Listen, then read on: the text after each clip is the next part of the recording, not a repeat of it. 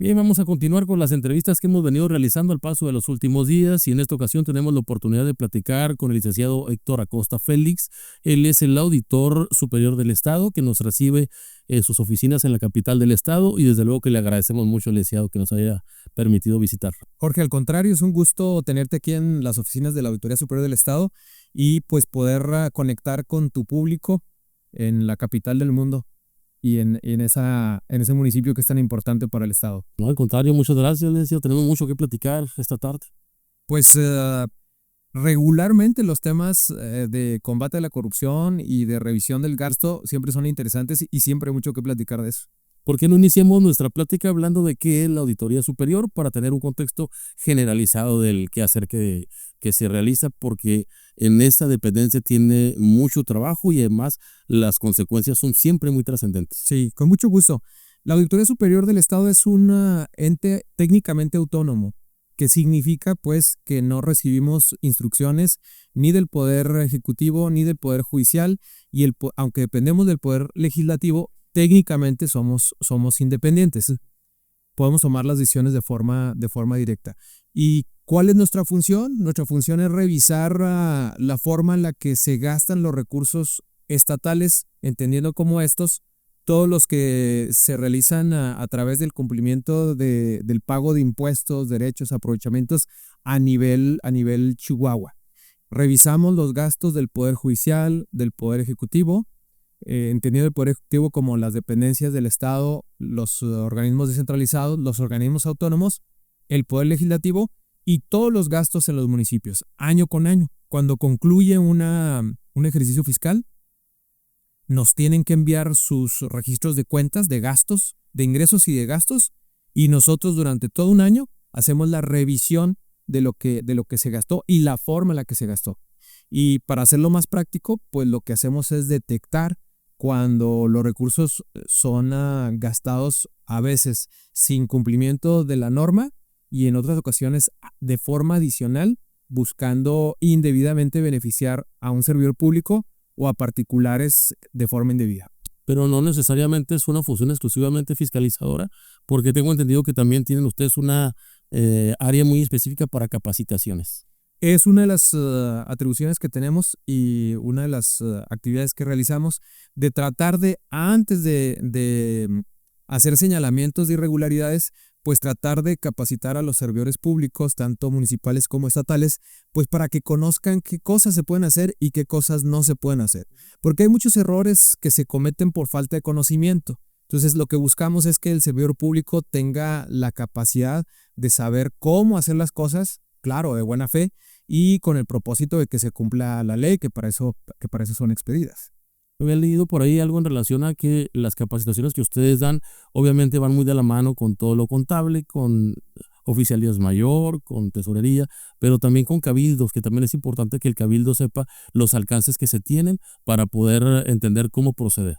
Sí, es correcto, tanto en lo contable y en general sobre todo, de las principales dos leyes que tienen que ver con el ejercicio presupuestal, que son la Ley de Adquisiciones y la Ley de Obra Pública, que son las grandes áreas que regulan la mayor cantidad de recursos que se egresan por parte del gobierno, que estamos hablando de las adquisiciones, bienes y servicios, Ley de Adquisiciones, y la ejecución de obra pública, que todos conocemos. Ahí están las dos grandes áreas donde puede haber inconsistencias y donde todos queremos pues que se hagan correctamente las cosas.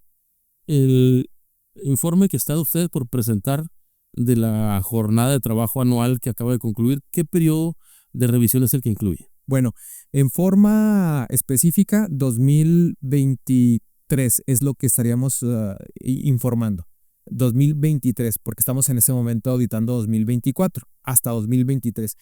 Pero realmente lo que estamos haciendo es un acumulado de todos los resultados que lleva la Auditoría Superior del Estado en los últimos casi 7 años, que es el periodo en el que un servidor ha sido auditor superior del Estado. Y ahí es donde estamos haciendo, se puede decir, un resumen de los resultados de nuestras auditorías y nuestras investigaciones para presentárselo al Congreso y a su vez ponerlo a disposición del público en general.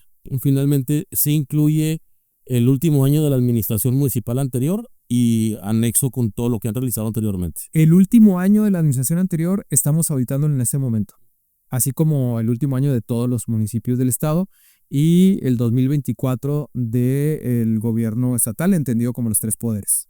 Y hay mucha información al respecto porque de ahí se genera una gran cantidad de casos emblemáticos en donde han ustedes intervenido.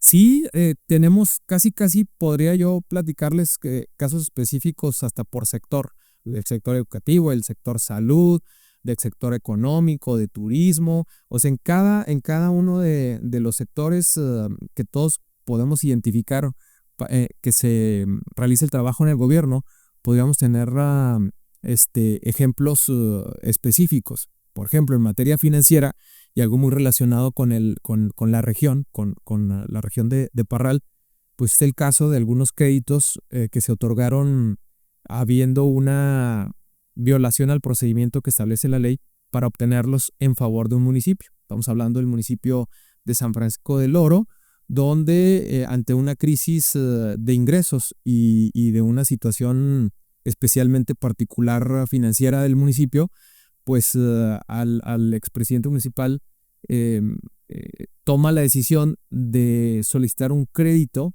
ante una SOFOM y ese crédito no pasó ni por autorización del Cabildo ni por autorización del Congreso del Estado. Y los términos en los que se otorgó ese crédito establecen tasas de interés muy por encima de las del mercado y muy por encima de las que se pudieron haber obtenido a través, por ejemplo, de un adelanto de participaciones por parte de la Secretaría de Hacienda Estatal. Entonces, ese caso lo detecta la Auditoría Superior del Estado después de algunas denuncias ciudadanas. Lo pusimos en blanco y negro desde el punto de vista legal.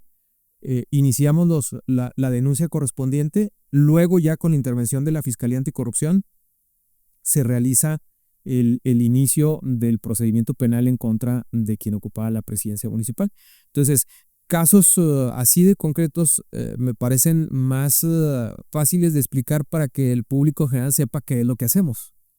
Sin embargo, el de San Francisco del Oro es emblemático, no sé si a nivel estatal, pero al menos para la región sur sí es un caso muy específico porque no hay un antecedente como ese, salvo que ustedes tengan más información. No hay un antecedente como ese, sobre todo por el nivel que llevó a la responsabilidad, que estamos hablando pues del presidente municipal.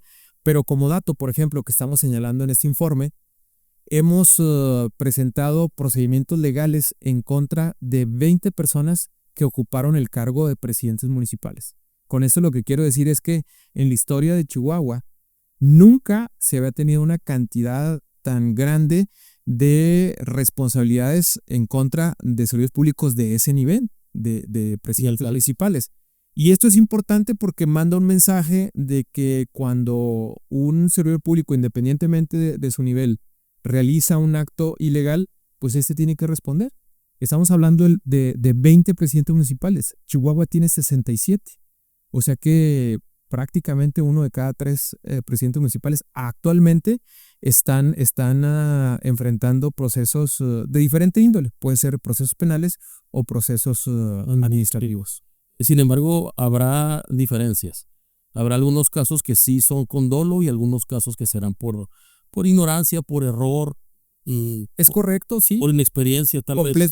Completamente. Tenemos casos en los que se cometieron, por ejemplo, actos de conflicto de intereses, en donde la mera participación de un presidente municipal a la hora de firmar o autorizar algo que trae como beneficio a una persona que está relacionada con él de forma familiar o de negocios, pues se genera un conflicto de intereses. Y ahí a lo mejor fue una falta de asesoría jurídica por parte de quien correspondiera a asesorar al expresidente o presidente municipal. Estoy hablando pues de varios casos que descubrimos y que lo único que había que hacer pues era explicarle que él no podía intervenir en el procedimiento, ¿sí? Entonces, ese caso, como otros tantos, tenemos uno en un municipio serrano, en el cual una camioneta es comprada y se pone a nombre, el seguro de la camioneta se pone a nombre del servidor público, porque al parecer tuvieron problemas para hacerlo directamente con el municipio. La camioneta tiene un siniestro y entonces, como el seguro estaba a nombre del servidor público, del servidor público, ya fuera de la presidencia municipal obtiene el reembolso por el siniestro de la camioneta. Y no se reintegra la administración. No lo reintegraron. Lo reintegraron ya hasta que llegamos nosotros, hacemos la auditoría, hicimos la denuncia y en el proceso fue cuando reintegraron los recursos. Casos así como estos son los que nosotros detectamos en los procesos. Gastos, por ejemplo, tenemos actualmente en algún municipio pagos de boletos de avión a personas que no tenían ninguna relación con el municipio y que el tesorero y el presidente municipal autorizaron sus pagos. Nosotros llegamos, hacemos la auditoría y los auditores detectan esta situación, la denunciamos y actualmente se tiene la recuperación de esos recursos. Y en ese tipo de casos, ¿cómo se actúa? Porque tal vez no sea una situación dolosa. Me voy a referir a, no sé, una persona llega con un presidente municipal, le solicita apoyo para trasladarse a la Ciudad de México para una cuestión de salud, por ejemplo. El gobierno municipal autoriza el transporte y finalmente se concreta. Pero ante la vista de la auditoría puede parecer algo irregular. ¿Cómo se tiene que hacer ese proceso? Hay una forma muy fácil de distinguir cuando estamos ante ese supuesto que está permitido y que la ley y las normas internas que regulan la actividad del municipio lo permite. Es decir, eso se llaman apoyos sociales o transferencias con el propósito de hacer subsidios. Y eso está permitido. Pero lo que pasa es que a la hora de que nosotros hacemos la revisión, no nos pueden demostrar que esas personas se vieron beneficiadas por una situación de vulnerabilidad específica, sino que se trataba de personas vinculadas directamente con servicios públicos de primer nivel de un municipio. Entonces, en esos casos es más que obvio que el pago de los boletos de avión eran completamente improcedentes. Y me imagino que dentro del día a día habrán visto ejemplos de muchos tipos, ¿no? Facturas muy infladas, gastos innecesarios con un motivo de viaje que no tiene que ver con el tipo de gastos que se hicieron, por ejemplo. Hay muchos casos en los cuales lo único que se tiene es la factura y la transferencia por el pago de la factura.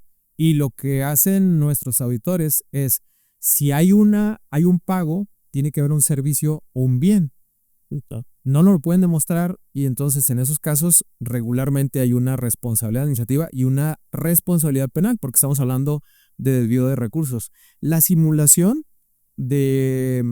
sobre todo de servicios prestados en el gobierno es una práctica lamentablemente con cierta recurrencia. O sea, de casos en los que se simula la prestación de un servicio y a veces lo único que hay es la factura, ¿sí?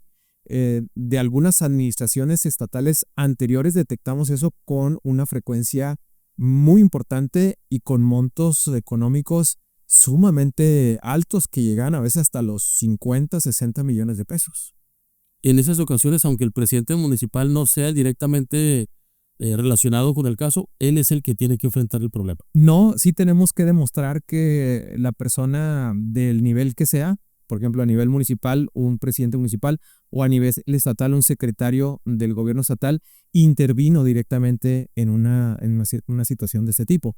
Por ejemplo, otro caso emblemático, pero a nivel estatal, fue la reestructuración de la deuda en el quinquenio pasado, donde se contrata sin haber utilizado el proceso legal que es la aplicación de la ley de adquisiciones. Se contrata a un prestador de servicios para pagarle casi 100 millones de pesos a través de una adjudicación directa y a través de un fideicomiso, ambas cosas prohibidas por la ley, y adicionalmente con grandes inconsistencias en los entregables, así se le denomina a los documentos que se tienen que entregar para efectos de demostrar el trabajo que se realizó, con grandes inconsistencias, y presentamos la denuncia correspondiente. Entonces tenemos casos desde casos muy pequeños, como el que mencioné de boletos de avión, hasta casos muy, muy grandes, como estoy haciendo referencia a la reestructuración de donde se pagan honoreos por casi 100 millones de pesos.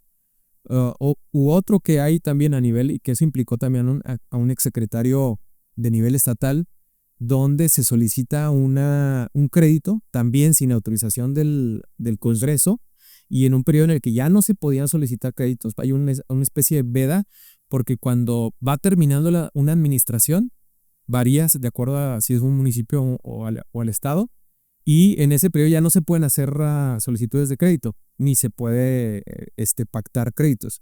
Y aquí se solicitaron 25 millones de pesos, los cuales fueron autorizados sin la autorización o sea, fueron autorizados por la institución bancaria, pero sin la autorización del Congreso del Estado. Ahí presentamos también denuncia administrativa y penal.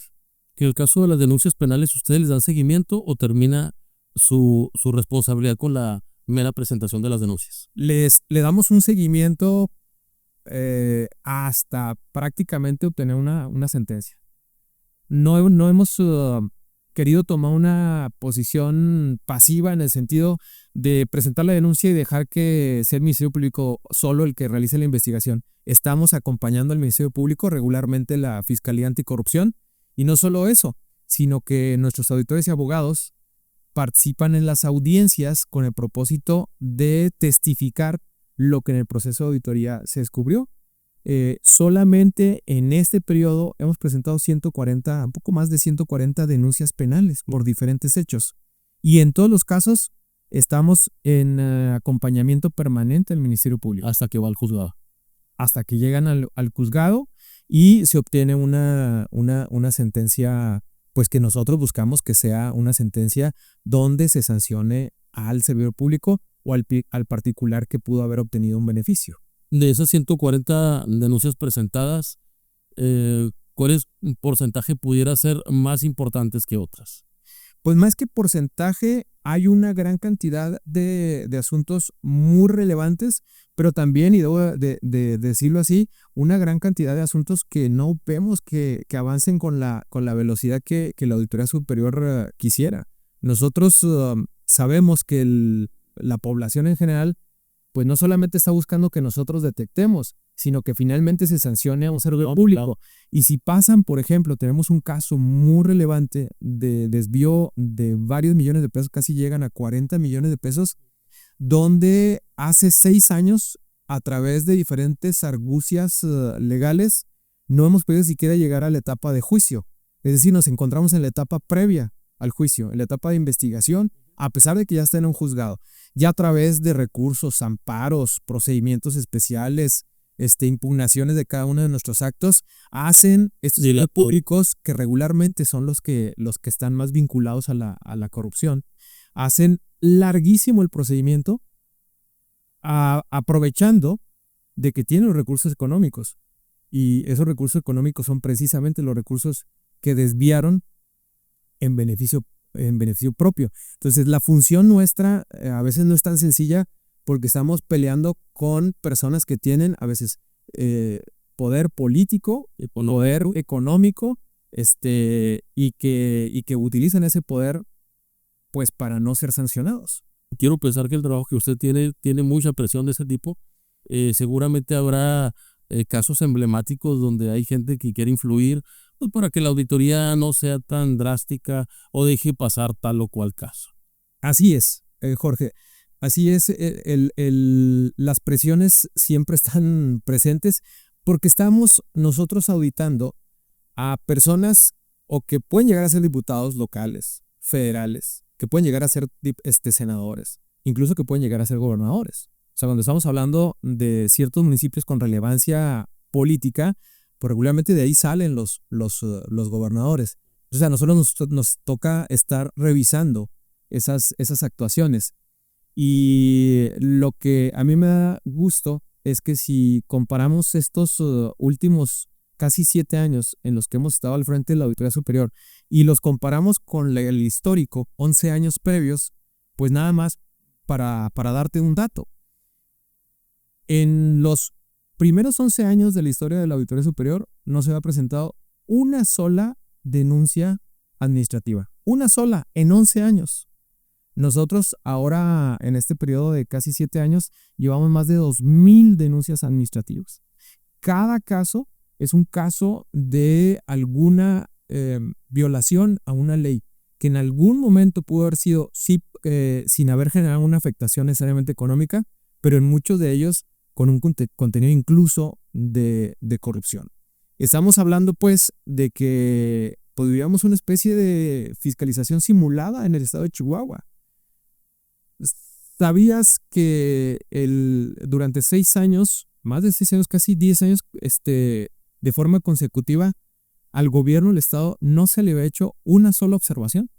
Pues durante los 6 años, por ejemplo, y sé que también es de relevancia en la región, a la administración del exgobernador Duarte no se le hizo una sola observación. En 6 años, en todo su periodo. La Auditoría Superior no hizo una sola observación. ¿Y qué es lo que se hacía entonces?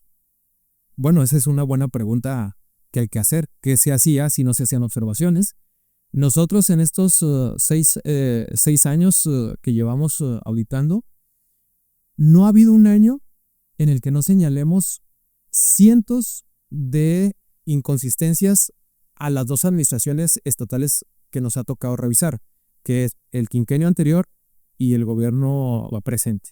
Entonces, es imposible, y lo digo desde esta posición, es imposible que un gobierno del estado con una estructura tan grande no pueda tener una observación, incluso hasta si quieres tú de un registro contable mal hecho. Bueno, pues durante los 6 años de esa administración no se hizo una sola observación. Y en lo general es imposible la perfección en el servicio público en materia económica, en materia financiera. Pues si nos apoyamos a la imperfección que tenemos los seres humanos para todas las actividades, pues es obvio que el ejercicio del gobierno pues no se excepciona de este principio. Claro que hay errores, puede haber 2 tipos de errores. Un error donde se comete sin intención de hacer algo indebido, pero también muchos que se cometen para desviar recursos. Sí, y el referente al caso del gobernador César Duarte, ¿ustedes han tenido consecuencia en las auditorías que han revisado o ese asunto ya quedó? No, porque cuando a mí no me tocó auditar a ninguno de los años de esa administración. Lo único que me tocó es ser testigo como durante esos 6 años la auditoría no hizo ninguna observación, ¿sí? Y resulta completamente ilógico que una administración de cualquier exgobernador pues resulten sin observación alguna. Y en la administración del licenciado Javier Corral hubo muchas observaciones. Hay una buena cantidad de observaciones y hay por lo menos 6 servidores de primer nivel que se encuentran bajo procesos de diferente índole por derivadas de observaciones y irregularidades detectadas por esta Auditoría Superior del Estado. Órdenes de aprehensión, incluso. Hay algunos de penales, hay personas que ya estuvieron privadas de su libertad, de funcionarios de primer nivel, hay otras que se encuentran con orden de aprehensión por cumplimentar y todo, repito, derivado de nuestras investigaciones. La verdad es que es un gran equipo. El equipo de la Auditoría Superior del Estado es un equipo de auditores compuesto por contadores, por ingenieros civiles, por administradores y un equipo también muy importante principalmente de abogados, que son los que integran legalmente pues, los resultados de esas auditorías. Normalmente son, si no me equivoco, son 4 tipos de auditorías las que ustedes realizan. Una auditoría forense, si no me equivoco, creo que hay una auditoría ambiental, una auditoría de obra y propiamente lo administrativo. Sí, pero me gustaría que nos platicara un poquito más de eso porque obviamente el tema lo manejan ustedes. Bueno, de forma más específica es la auditoría de cumplimiento financiero, que es la más normal que hacemos, que es a la cuenta pública, es cómo se comportó el ejercicio durante el año inmediato anterior que estamos nosotros revisando. Por ejemplo, ahorita estamos revisando todo lo que se ingresó y se ejerció en el gobierno durante 2024. Luego tenemos una auditoría de cumplimiento de objetivos, de metas objetivos, que se llama auditoría de desempeño. Ahí nada más revisamos que si el presupuesto estuvo destinado a un propósito, los objetivos establecidos en el propio presupuesto se hayan cumplido. Pero no son objetivos financieros, son objetivos que van encaminados, por ejemplo, a atender a determinada población y a lograr ciertos beneficios para esa población. Luego hay una auditoría de obra pública, que esa es muy importante. O sea, cómo se ejecutó la obra, una de las observaciones más relevantes, más consistentes o más frecuentes en materia de obra pública es que llegamos, revisamos la obra y vemos que lo que se pagó no es necesariamente lo que está construido y se le denomina obra pagada, no ejecutada. Y ahí hemos tenido recuperaciones muy importantes. Luego tenemos una auditoría que se llama auditoría forense. La auditoría forense es una auditoría muy interesante porque es casi de investigación. Ahí ya sabemos que hay una irregularidad y ahí vamos a investigar y a documentar la irregularidad en específico. La auditoría forense utiliza diferentes metodologías para llegar a detectar algo que de antemano sabemos que ya está, que existe, ya está mal.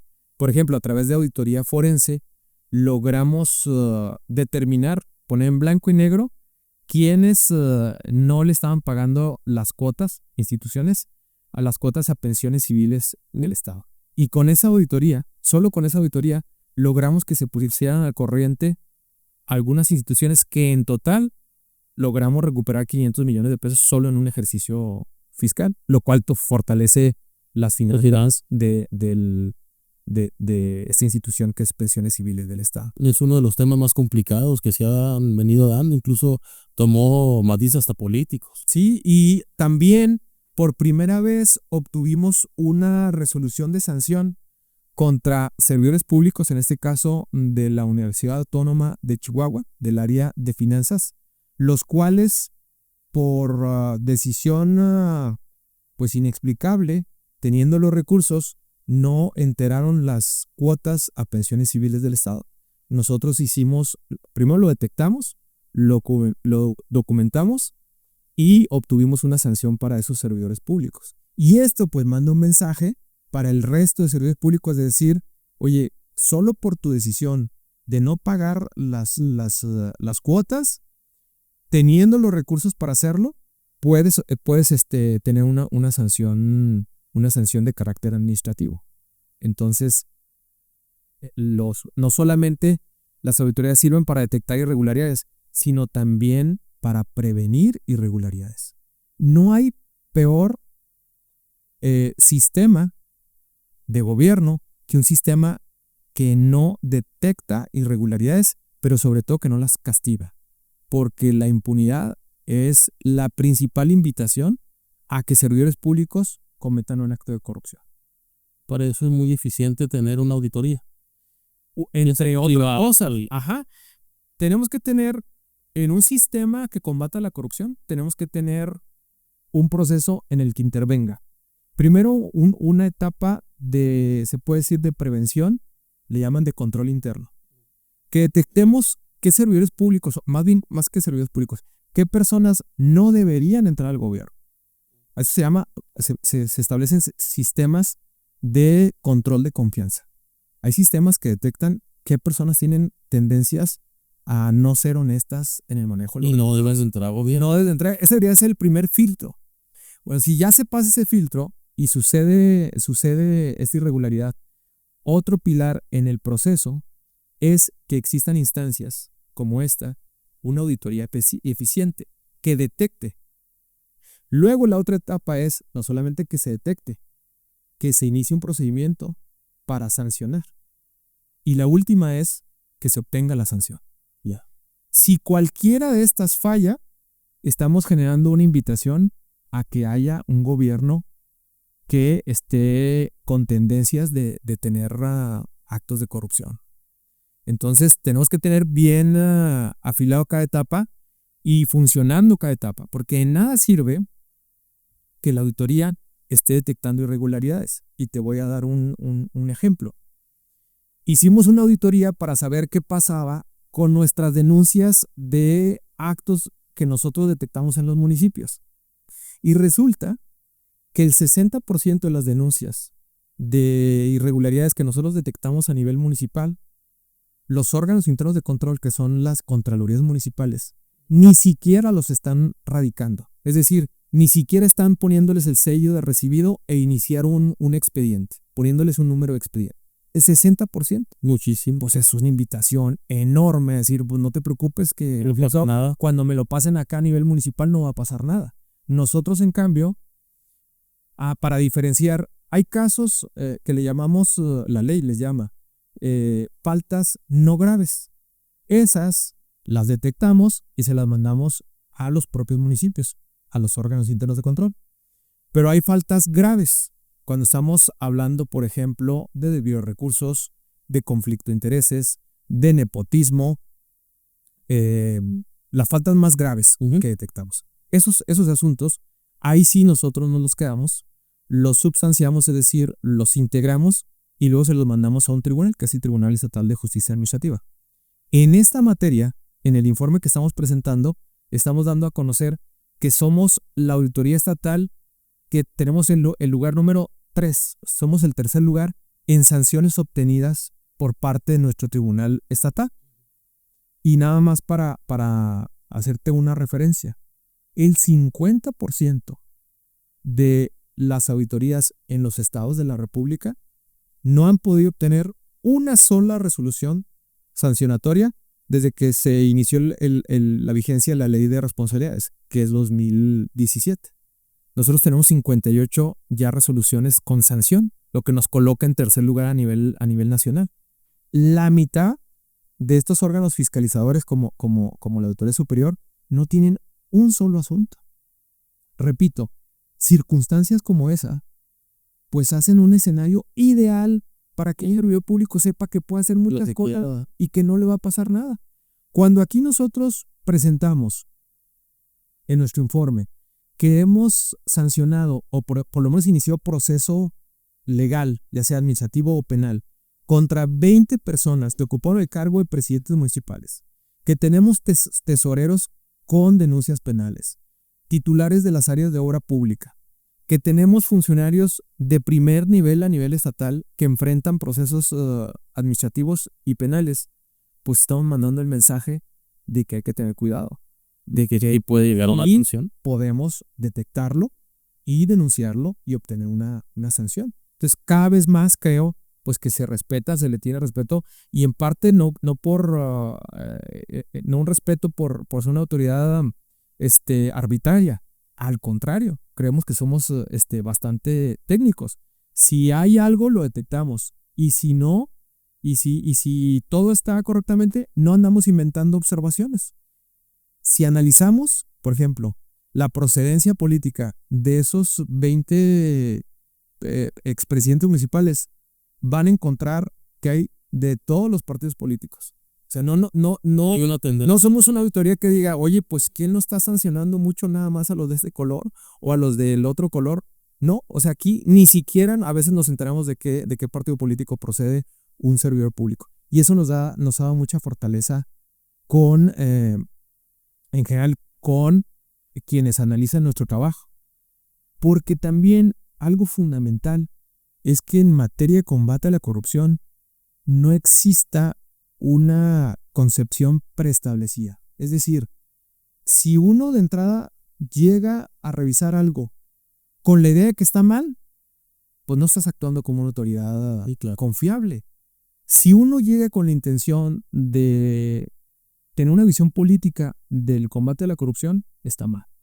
Y también si se utiliza el combate a la corrupción como un brazo armado para venganzas políticas, está mal. Y nosotros no nos hemos prestado a eso. Hemos presentado resultados que involucran a personajes de diferente extracción política. Y eso es lo que permite hoy con toda confianza decir, nuestros resultados son resultados completamente objetivos y sin una intención de querer utilizar nuestro trabajo con un propósito político. Para el caso de la región sur, donde nos encontramos nosotros, el caso del Hospital de Ginecobstetricia también tiene algunas observaciones. Lo hemos auditado durante los últimos 3 años. Ha sido una obra, y ustedes lo saben mejor que yo, ha sido una obra con muchas complicaciones, porque iba a estar concluido en la administración estatal anterior, y luego lo tuvo que continuar esta administración. Ha tenido una inversión de más de 200 millones de pesos. Nosotros hemos hecho auditorías a esa obra. Se han detectado lo que ya decía, obra pagada, no ejecutada. O sea, diferentes conceptos que estaban pagados y que no estaban en el inmueble, en la edificación. instalaciones que estaban pagadas pero que no estaban adheridas al inmueble, instaladas. Incluso uno de los conceptos más importantes, se compran unos elevadores para el inmueble y luego de repente no se instalan y desaparecen. Y entonces tienen que volverse a encontrar, y es uno de los procedimientos legales que traemos sobre esa obra. Afortunadamente, bueno, la obra se logra concluir, que es el propósito más importante, cosa que las cosas se hagan. Pero no porque se haya concluido de forma, pues se puede decir exitosa, porque ya puede estar prestando ya un servicio, no significa que nosotros dejemos de realizar la investigación hasta determinar, por ejemplo, en este caso, pues qué pasó con los elevadores. Sí.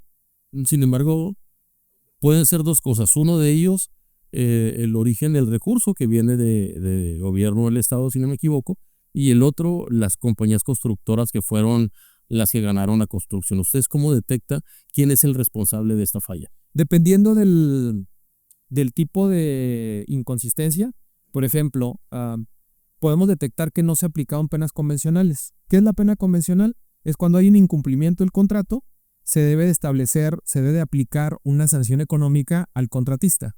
Si esto no se hizo, pues obviamente que es responsabilidad del servidor público. Y si existe una etapa todavía en la que no se ha concluido la obra y no se ha hecho el finiquito, y puede esa pena convencional ser descontada del pago final, pues ese es uno de los propósitos más importantes que tenemos. Solo en este tipo de casos, no todos de recuperación de obra pública, pero en general de recuperaciones de la actividad del proceso de auditoría que llevamos a cabo, hemos recuperado para el Estado y para los municipios algo así como 1,000 millones de pesos en los 6 años, que casi, pues la auditoría ha salido tabla, se puede decir, de lo que nos presupuestan y lo que nosotros hemos podido recuperar en beneficio de los propios municipios y del Estado. Obras, por ejemplo, en las cuales, derivada de una observación, pues nosotros le decimos, si le tienes que aplicar pena convencional, y ahí suena la caja y nosotros vamos sumando esas cantidades. O cuando decimos, en esta obra faltó que una barda que tenía que ser de 15 metros, pues nada más construyeron 10, pues tienes que construir las otras 5. Y ahí también lo calculamos como una recuperación. O en las sentencias de carácter penal, que se establece una sanción económica en contra del servidor público procesado, eso también lo consideramos como una recuperación. Sumados estos ejemplos, llevamos casi un poquito más de 1,000 millones de pesos recuperados. En el caso del Hospital de Gineco, ¿es responsabilidad entonces del sistema de gobierno o de las constructoras? Yo creo que hay responsabilidad principalmente quien administra la ejecución de la obra. Ya en lo particular, en cada obra hay un supervisor, hay un residente, que son los encargados de autorizar los pagos que se le van haciendo al constructor. Estas autorizaciones se denominan estimaciones. Yo estimo el avance de la obra en tal porcentaje y esos conceptos el gobierno está obligado a pagarlos. Cuando esto no se hace de forma eficiente o hay algún tipo de arreglo entre esa persona que autoriza y el constructor, pues entonces hay una responsabilidad precisamente para ese supervisor. Pero firma las estimaciones es funcionario del gobierno. Es funcionario del gobierno, por eso la sanción es para el funcionario del gobierno. Cuando hay responsabilidad en contra del, valga la redundancia, del contratista. Cuando el contratista da información falsa, por ejemplo, para obtener un contrato. Ese fue uno de los motivos del retraso en la obra del hospital de Parral. El primer adjudicado fue una empresa que, creo en mi concepto, evaluaron mal, porque habían pedido que tuviera experiencia en la construcción de hospitales. Y la experiencia que tenía era en la construcción de laboratorios que tienen características completamente distintas. Y a la hora que le entregan un contrato para ejecutar una obra de la dimensión de un hospital, pues dejó la obra con muchas inconsistencias y por eso tuvo que llegar una nueva adjudicación para efecto de entregarle la obra a quien finalmente concluyó con los trabajos. Y finalmente influyó en tiempo porque el hospital todavía no entra en funciones. claro que influyen en tiempo. Entonces, son el tipo de obras que nosotros vemos tanto a nivel estatal, federal y municipal, donde pasa una administración y no termina de estar en marcha un proyecto que fue anunciado años atrás, y llega otra administración y tampoco se realiza. Por una falta de planeación, una falta de ejecución indebida en el proceso de adjudicación y por escoger a empresas que no tenían la capacidad, constructoras que no tenían la capacidad de responder a esas obligaciones. Al paso del tiempo se han venido presentando también algunas denuncias por parte de funcionarios, de regidores en la administración municipal. Recordemos tal vez un par de casos que son para el caso de Parral muy emblemáticos: la obra de la Puerta del Tiempo y el asfaltado del periférico. Sí, tenemos en el caso de la Puerta del Tiempo, realizamos auditorías prácticamente los años en los que, y creo que fue un año nada más, en los que la obra se ejecutó con recursos estatales. Porque lamentablemente la ley establece que no podemos entrar a revisar cuando hay mezcla de recursos. Es decir, cuando se incluye en una obra pública recursos federales y recursos del Estado, o sea, recursos locales. Y entonces, a veces lo que indebidamente se hace es ponerle un poco de recursos federales y eso hace que nos inhiban la posibilidad de fiscalizar. Entonces, el año que sí revisamos, encontramos inconsistencias en la calidad, en el caso en el caso de las dos obras, de calidad y de algunos montos menores de obra ejecutada, pagada, no ejecutada, en el caso de la Puerta. Y cuando otros años que se ejecutó obra para estas dos acciones, lamentablemente la ejecutaron con recursos que incluían este presupuesto federal, y ahí impidieron la participación de la Auditoría Superior del Estado. Y finalmente, ¿en qué quedaron estos dos asuntos? En recuperaciones principalmente, repito, lo hicimos no en el proceso de ejecución de la obra completa, porque pues estaba segmentada por años y en diferentes años le incluían recursos, repito, federales. Y en los casos en los que se encontraron inconsistencias, por ejemplo, en la calidad de la obra, lo que se solicitó fue la reparación de la obra y la aplicación de penas convencionales a los contratistas. Y actualmente, en donde el problema existe todavía, por ejemplo, la Puerta del Tiempo sigue siendo una obra inconclusa, sigue siendo una obra deficiente, las quejas se siguen presentando. ¿Ahí qué ocurre? ¿Qué hay que hacer? Pues es que la ley lamentablemente a nosotros no nos permite irnos más allá del año que revisamos, que nos toca revisar, por ejemplo, en este caso 2024. Si en el año 2024 todavía se ejerció recurso y es recurso estatal, nosotros habremos de emitir las acciones que correspondan. Pero en los años anteriores, al haber sido ejecutado con recursos federales, impiden completamente nuestra participación. Exactamente. Y hay algunos casos también que han ocurrido en Parral, en el Valle de Allende, y tengo entendido que en otros lugares del estado, donde se han presentado extorsiones, llamadas telefónicas donde les piden las tesorerías que hagan ciertos depósitos. Parral es un caso de esos. Sí, tenemos algunos casos en Parral, en Camargo, uno muy reciente en una junta municipal de agua, pero la verdad es que no recuerdo del municipio, donde se hacen llamadas de extorsión y los servicios públicos hacen las transferencias. Entonces, regularmente eso se conoce de forma inmediata. Es decir, por ejemplo, si sucedió en 2025, pueden tomarse las acciones de forma inmediata, que es presentar la denuncia. De tal manera que nosotros, que llegamos siempre un año después de que sucedieron las cosas, nosotros lo que verificamos es algo. Primero, si se presentaron las denuncias penales correspondientes, y se lleva a cabo la investigación. Si se presentaron las denuncias, pues nosotros ya no entramos, porque finalmente nuestra consecuencia final sería la presentación de denuncia. Y ya, si ya se presentó la denuncia, ya no tiene caso. Pues nosotros ya no actuamos, porque en la denuncia se determinará si hubo participación de ese servidor público y si hubo colusión con una llamada, y si estamos frente a un escenario ficticio de extorsión, o si se trató realmente de una extorsión. Y en esos casos, cuando ya se presentó la denuncia, nosotros ya no entramos. Solo en caso de que detectemos que no se hizo nada, entonces nosotros presentamos directamente las denuncias. Bien, Licenciado, me gustaría que nos diera un mensaje muy específicamente dirigido a los funcionarios públicos para que dimensionen la importancia de una auditoría, para que dimensionen la importancia del servicio público, porque también habrá casos de quien llega al sistema de gobierno con otro interés y cuando se empieza a topar con este tipo de situaciones con las que le hemos platicado, la verdad es que ni le vino siendo benéfico haber entrado a gobierno. Es decir, aquella persona que entra al sistema de gobierno con el ánimo de aprovecharse de recursos, del personal humano, de abusar, pues se perjudica más. Creo que la función de la auditoría es trascendental para valorarlo.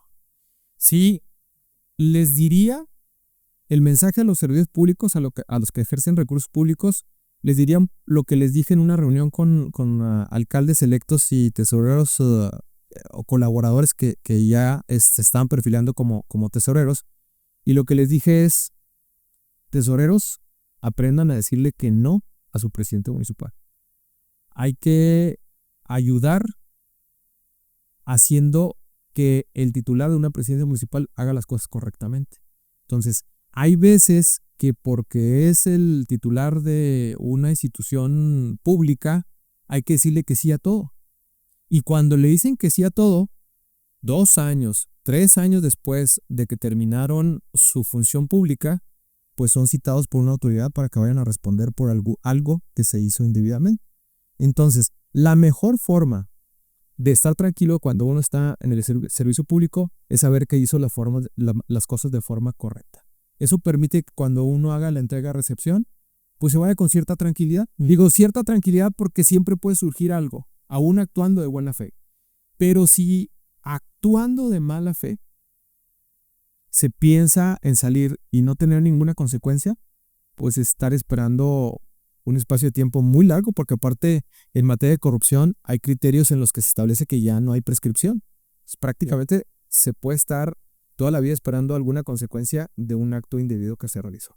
Y a la población le diría que las instituciones se van modernizando, que nosotros estamos haciendo todo lo posible por responder a una exigencia y reclamación muy sentida que hay en todos los niveles de gobierno, federal, estatal, municipal, de que se combata la corrupción, de que es uno de los principales problemas que está presente en todas las deficiencias que tenemos en el país.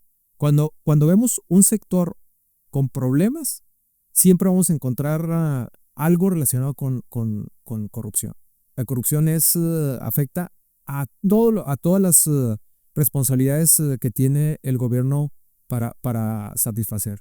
Entonces, estas instituciones que ponen en nuestras manos esa exigencia tan importante, yo creo que hay que responderle con los resultados con los que nosotros estamos haciendo de conocimiento del Congreso de lo que hemos hecho en estos casi 7 años. No es fácil para un tesorero decirle que no al presidente municipal.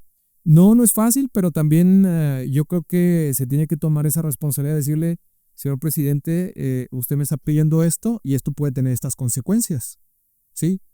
Y si eso no se entiende, pues ese tesorero tiene que tomar la decisión en de si va a poner en riesgo su libertad, su imagen personal y su patrimonio a cambio pues de una posición que se termina en 3 años.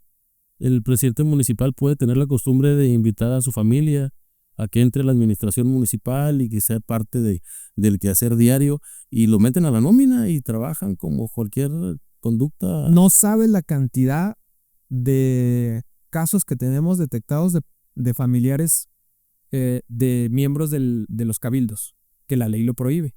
O sea, la cantidad, sí, el alcalde, regidores, síndico y secretario municipal. Los familiares no pueden estar en la administración. Hasta el segundo grado. Hasta el cuarto grado. Hasta el cuarto grado. Y hemos, te diría, decenas de asuntos que hemos detectado en los municipios en esas condiciones. ¿Y qué pasa en esos? Han encontrado la forma de escabullirse de sanciones, pero nosotros los hemos denunciado. Lamentablemente a veces las leyes no son tan perfectas y han permitido que el tribunal a veces no aplique las sanciones, pero por lo menos de lo que no se salvan es de la investigación, de la denuncia que nosotros hacemos y de enfrentar un procedimiento legal que a veces dura un par de años y en el cual tienen pues que estar pendientes pagando abogados y sobre todo con la incertidumbre de cuál va a ser el resultado de ese procedimiento administrativo. Y todo porque alguien no le dijo que no al presidente. Es correcto. Algo tan sencillo, ¿no? Es decir, no te puedo contratar porque la ley me lo impide. O no puedo contratarte a tu primo regidor porque la ley lo prohíbe.